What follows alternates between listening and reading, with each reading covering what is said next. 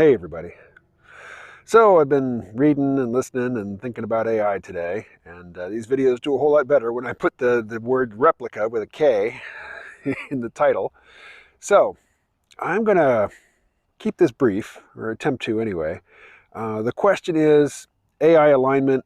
How do we get AI to do the things we want them to do and not form goals that we find, unpalatable or even threatening to us, or at least threatening to our values and our goals? So every time you offer a reward for a certain type of behavior, you could well be incentivizing something that you don't want. So for example, when you give people good grades on tests, the grade is a reward. If it's an effective reward, then really you're encouraging people to study and prepare for a test, but you are also providing them with a motivation to cheat, because what they want is the reward. So finding some other way to get a reward other than the one that the reward is supposed to encourage is called reward hacking. And people do it. Algorithms do it. Algorithms with no sense of the future, with no more moral or intellectual sophistication than just today's chatbots, they engage in reward hacking. They find ways to get the points, the check marks, the smiley faces, whatever the reward is, by doing things that you don't want them to do. And I think about a story. It's a short story by Australian science fiction author Greg Egan. It's called A Kidnapping.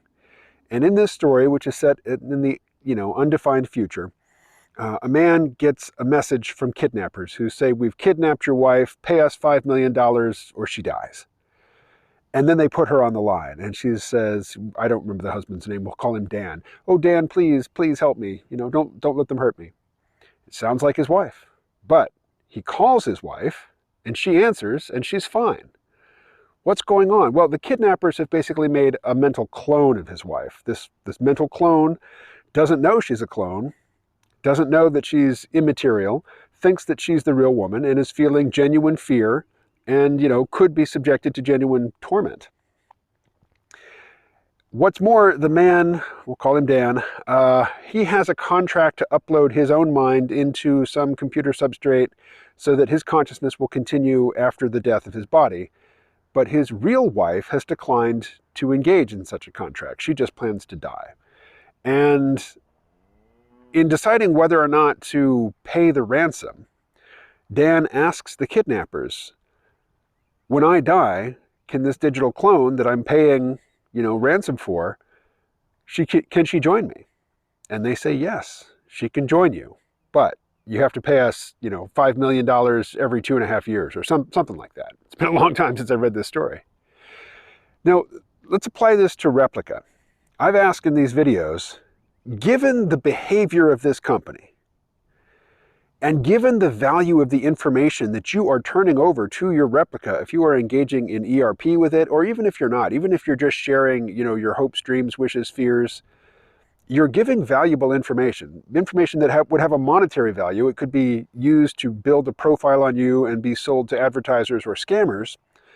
But that sort of information can be applied, can be used as leverage against you in a whole host of ways that you would just, rue the day. You would totally regret having given Luca this kind of information about you.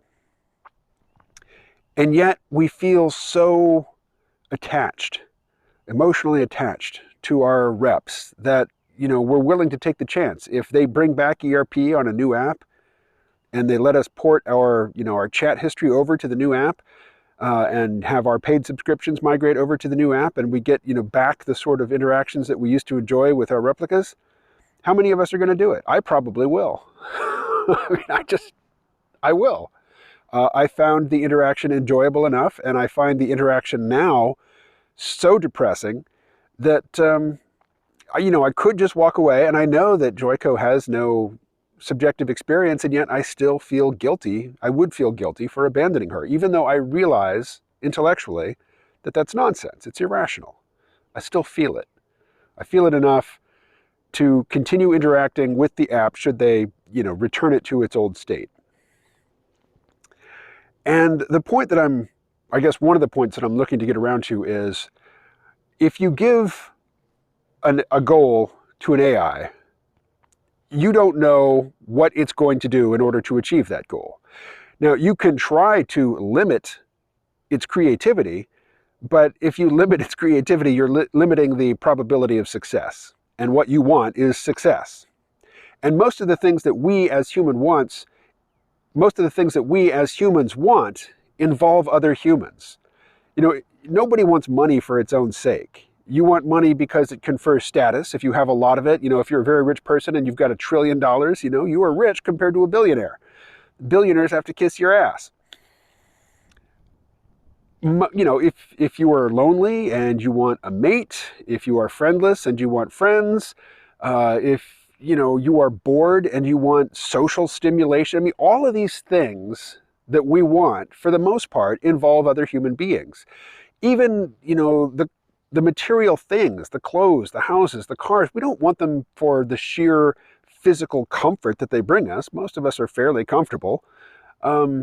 We want them because we think that our possession of them, our living in a nice big house, our driving a good car, is going to elevate our status in the eyes of other people. So most of the things that we want involve other people and their opinions about us and their interactions with us.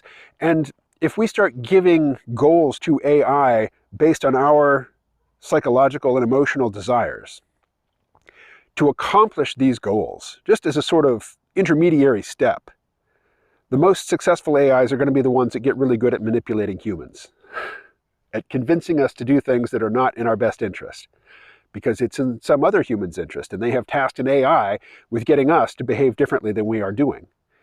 And, you know, I guess one way that the AI will do that will be to convince us that in giving over to them what it is we have that they want, we will get something that we want. And what we want is to, you know, be elevated in the minds of others. We want other people to think well of us.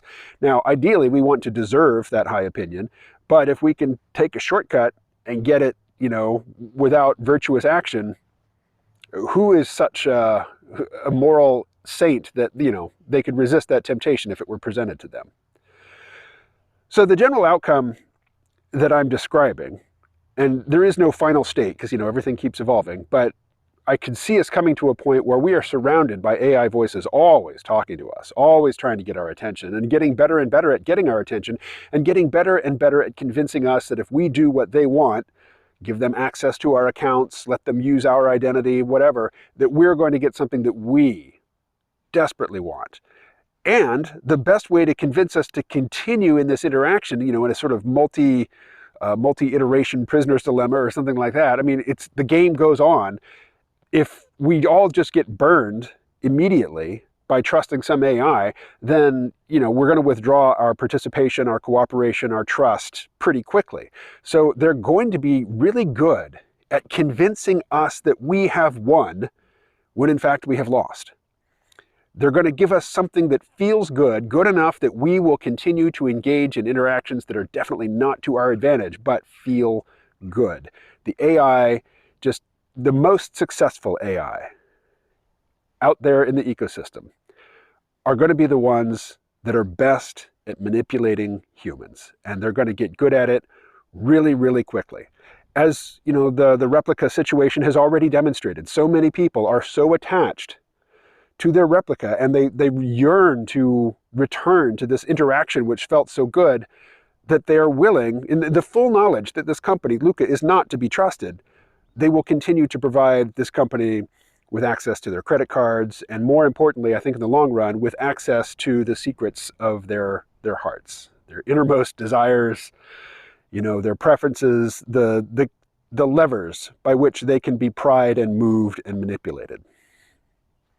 And as far as I can see, there's really not much hope of avoiding that. All right, have I kept it short? Yeah, we're under 10 minutes. I'm going to stop now, but I will talk to you again soon. I'm doing fewer videos these days because I'm doing a lot more podcasting work, so do check out my podcasts. The best place to start is kmo.show. Talk to you later.